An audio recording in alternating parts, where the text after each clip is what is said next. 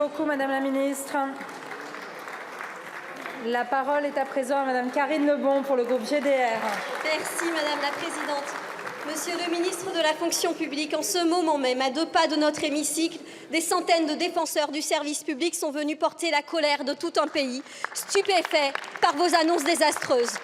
Comment faire des économies à l'État? Certainement pas en supprimant des services essentiels. Comment faire des économies au système de protection sociale? Certainement pas en imposant 3 jours non rémunérés aux fonctionnaires malades et en réduisant leurs indemnités. Vous êtes le ministre de la dysfonction publique. Cette stigmatisation à l'encontre des serviteurs de la nation met en danger une société tout entière. La présence sur son lieu de travail d'un agent malade est un facteur d'épidémie, d'autant plus lorsqu'il est question d'accueillir du public. Les fonctionnaires hospitaliers, toujours en première ligne, pourront en témoigner. Vous qui adulez le secteur privé, vous devriez savoir que 2 tiers de salariés du privé sont protégés contre la perte de revenus. C'est un récent rapport de l'IGAS. Mais nulle trace dans votre projet d'une quelconque mesure compensatoire pour les fonctionnaires en arrêt maladie. Ils étaient déjà mal payés et mal considérés. Vous choisissez maintenant de les insulter. Aider les gens à bien exercer leur métier est moins vendeur que de les pointer du doigt. Alors plutôt que de vous attaquer aux causes qui engendrent les absences, vous faites le choix de fragiliser toujours plus l'état de santé des agents publics et de ceux qui sont à leur contact. Monsieur le ministre, nous voulons vivre dans un pays dans lequel les personnes n'ont pas peur de se soigner et sont même encouragées à le faire.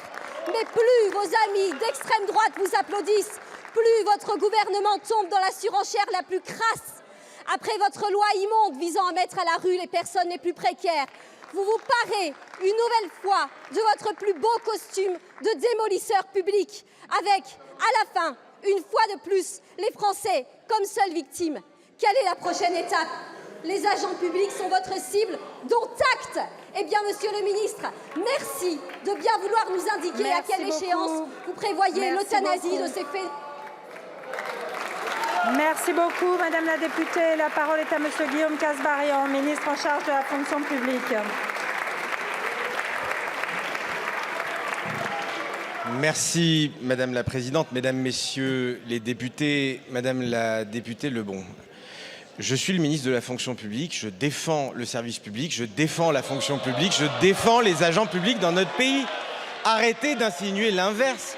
Ce n'est pas parce que l'on essaye de traiter et d'améliorer les conditions de travail des uns et des autres et de résoudre un vrai problème qui existe, ne vous en déplaise, qui est celui de l'absence, de l'absentéisme, que pour autant on a un problème avec la fonction publique. Rationalisons un tout petit peu les choses, Madame la députée, gardons un peu notre calme sur le sujet. Ce que je veux dire par là, c'est que vous avez parlé encore une fois de cette fake news qui est celle de la prise en charge sur les 2 tiers des salariés. Madame la députée, je vous propose de travailler ensemble sur les conventions collectives, des 650 conventions collectives et de chacun des accords d'entreprise. Vous verrez bien que ça n'est pas le cas.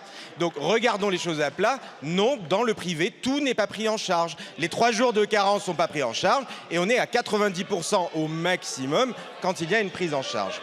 Madame la députée, vous avez parlé de la question de la santé et des maladies. C'est un sujet sur lequel, bien évidemment, nous sommes sensibles. Je tenais à vous rassurer sur ce plan.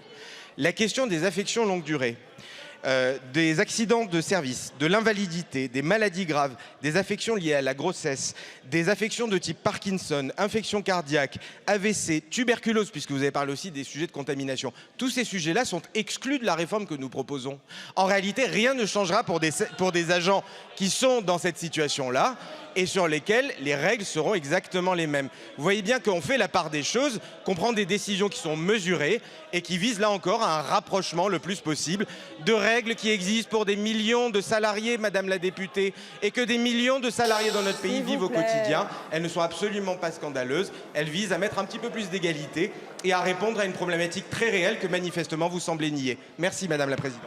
Merci beaucoup, Monsieur le ministre.